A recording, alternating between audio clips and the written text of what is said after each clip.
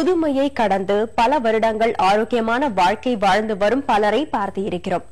அவர்களே தங்களது பணிகளையும் செய்தும் வருகின்றனர்.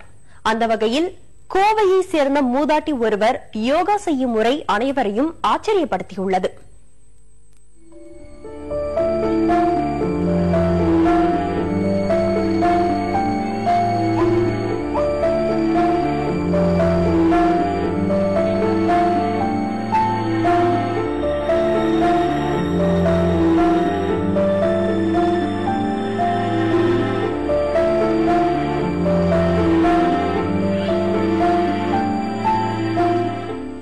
இந்த காட்சியை பார்க்கும் போது அனைவருக்கும் வியப்பாக தோன்றுகிறதா? ஆம், இவருக்கு வயது 93.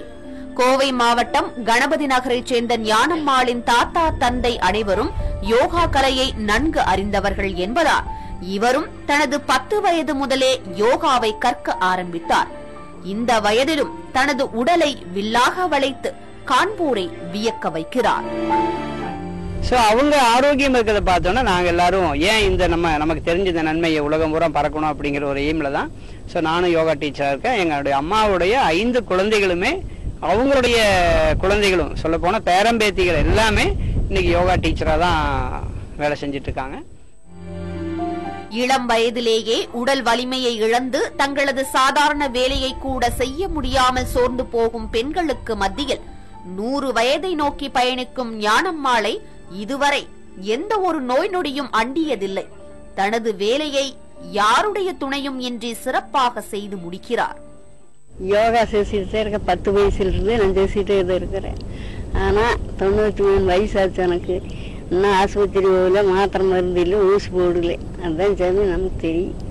பெண்களுக்கு யோகா கலை அவசியமான ஒன்று என்றும் பெண்களுக்கு ஏற்படும் எல்லா வகை பிரச்சனைகளுக்கும் யோகா ஒரு அருமருந்து என்று கூறும் ஞானம்மாள் உற்சாகத்துடன் தனது பணியை செய்ய புறப்படுகிறார். முதுமையை வென்று 100 வயதை நோக்கி பயணித்துக் கொண்டிருக்கும் இந்த மூதாட்டி இந்த கால தலைமுறையினரும் யோகாவின் அவசியத்தை புரிந்து கொள்ளும் வகையில் வாழும் ஒரு எடுத்துக்காட்டாய் இருக்கிறார். புதிய தலைமுறைக்காக கோவையிலிருந்து சுரேஷ்குமார்.